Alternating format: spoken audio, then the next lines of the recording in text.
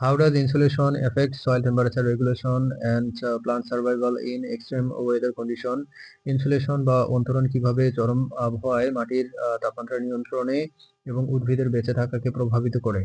Insulation হলো তাপের স্থানান্তর রোধ করার প্রক্রিয়া যা মাটির তাপমাত্রা স্থিতিশীল রাখতে অতিরিক্ত গরম বা ঠান্ডা থেকে রক্ষা করতে এবং চরম আবহাওয়ায় উদ্ভিদের বেঁচে থাকার সম্ভাবনা বাড়াতে সহায়ক। Insulation is the process of preventing heat transfer, which helps stabilize soil temperature, protect against overheating or overcooling, and increase the chance of plant survival in extreme weather conditions.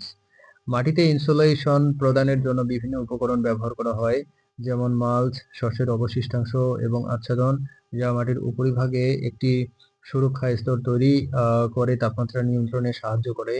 Various materials are used to provide insulation in the soil, such as mulch, crop residues, and covers, which create a protective layer on the soil surface and help regulate temperature.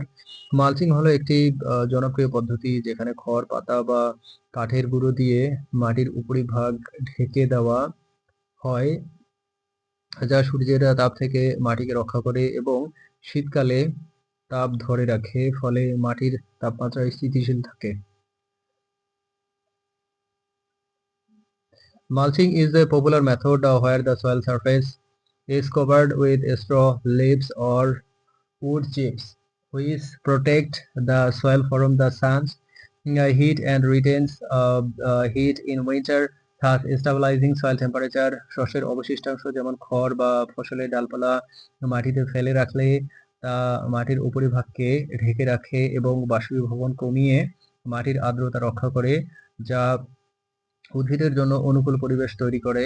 Living crop residues such as straw or crop stalks on the soil covers the soil surface and reduce evaporation, preserving soil moisture and creating a favorable environment for plants.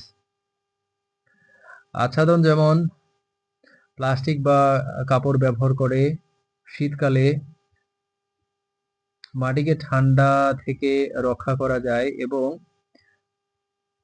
গ্রীষ্মকালে অতিরিক্ত গরম থেকে বাঁচানো যায়, যা উদ্ভিদের শিকড়কে সুরক্ষিত রাখে এবং স্বাস্থ্যকর বৃদ্ধিতে সাহায্য করে। Using covers such as plastic or cloth protects the soil from cold in winter and prevents overheating in summer, which protects plant roots and promotes healthy growth. উদাহরণস্বরূপ, শীতকালে বরফের আচ্ছাদন মাটিকে অতিরিক্ত ঠান্ডা থেকে রক্ষা করে এবং বসন্তকালে ধীরে ধীরে বরফ গলতে শুরু করলে মাটি আর্দ্র থাকে, যা উদ্ভিদের অঙ্কুরোদ্গমের জন্য সহায়ক। For example, a layer of snow protects the soil from extreme cold in winter, and when the snow gradually melts in spring, the soil remains moist, which helps in plant germination.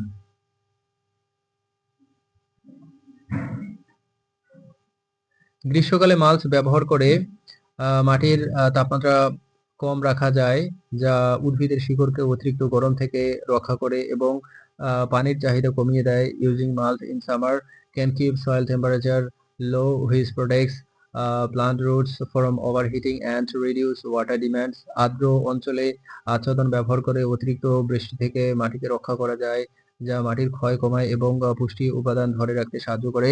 In humid regions, using covers protect the soil from excessive rain, which reduce soil erosion and help retain nutrients. Insulation ব্যবহারের মাধ্যমে মাটির তাপমাত্রা নিয়ন্ত্রণে রেখে কৃষকরা তাদের ফসলের ফলন বাড়াতে পারেন এবং পরিবেশের উপর বিরূপ প্রভাব কমাতে পারেন। By controlling soil temperature through the use of insulation, farmers can increase their crop yields and reduce the adverse effects on environments. মাটির তাপমাত্রা স্থিতিশীল থাকলে উদ্ভিদের রোগ প্রতিরোধ ক্ষমতা বাড়ে এবং কীটনাশকের ব্যবহার কমিয়ে আনা যায়, যা পরিবেশের সুরক্ষায় সহায়ক। Stable soil temperature increases plant disease resistance and reduce the use of pesticides, which helps protect the environment.